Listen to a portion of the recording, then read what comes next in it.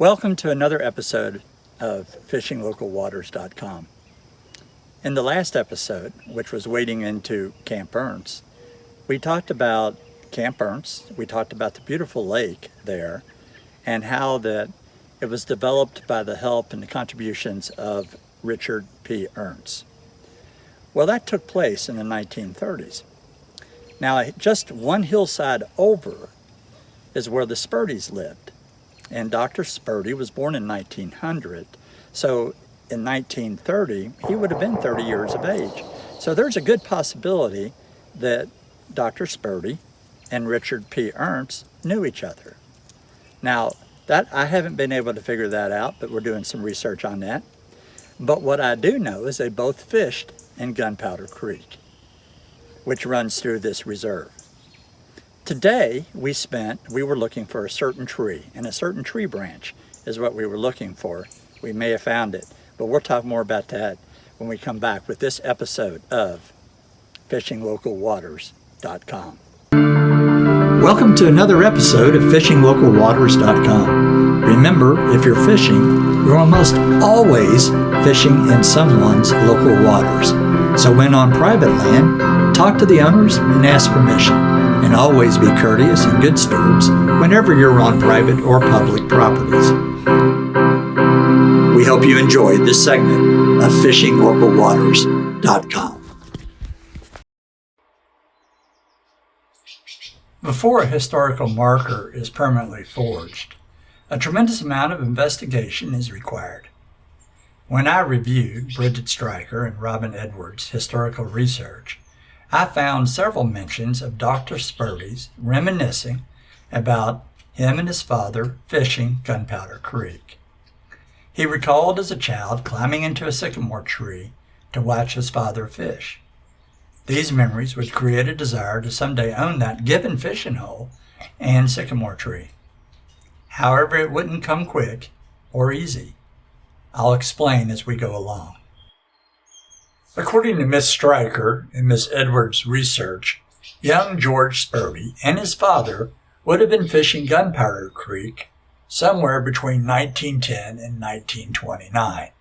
We know that Richard P. Ernst purchased the land for the YMCA in 1930, and Mr. Sperti remembers when he and his dad lost access to the fishing hole and the overlooking sycamore tree due to the new landowners.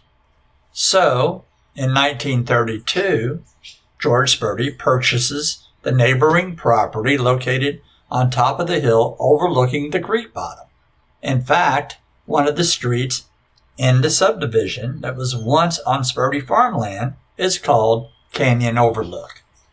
After that, the Spertis built a house on top of the hill, and the YMCA built cabins across the creek in the valley. Spurred by his memories, George Sperti still wanted to purchase the creek bottoms, and in 1947 they became available, and he added this land to his farm. He now owned the fishing hole and the sycamore tree. A short time later, in 1950, the dam was being built for Camp Ernst Lake. So you see, the sycamore tree is a main character in this story. For the land purchased in 1947 is now part of the park, and there is a possibility that the proceeds from the sale went towards the development of Camp Ernst Lake. An audit would have to be performed to know if the proceeds went directly to building the lake, but the timing is correct. Well, Dixie and I have just finished packing, and we're getting ready for today's adventure. Today what we want to do is we want to try to film every fishing hole that's in the park.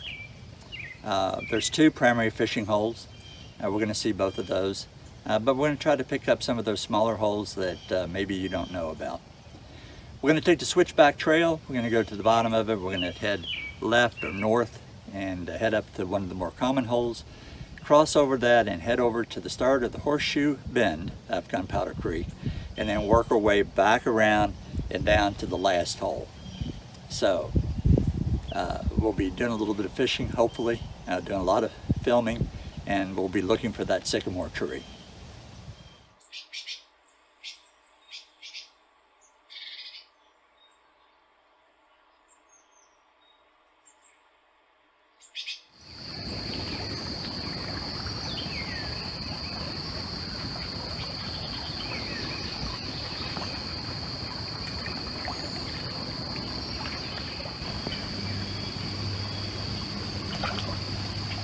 All right. Oh.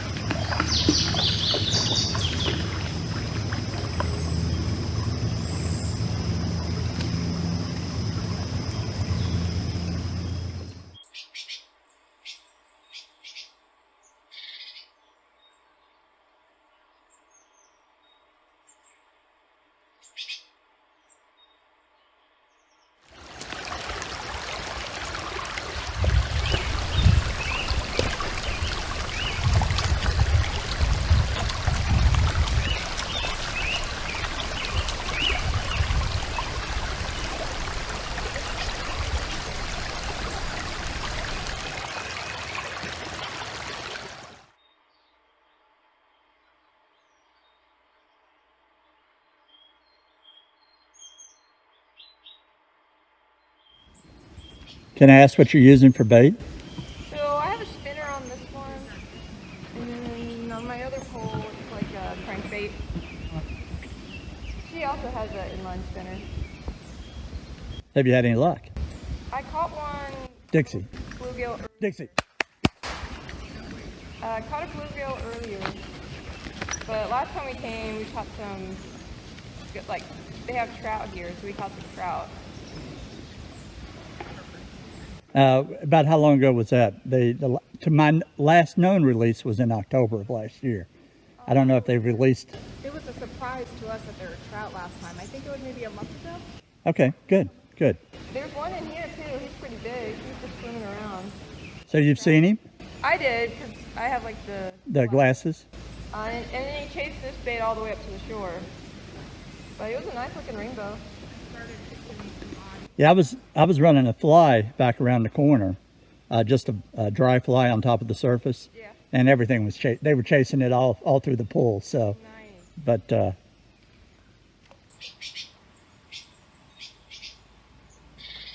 good stuff. Yeah.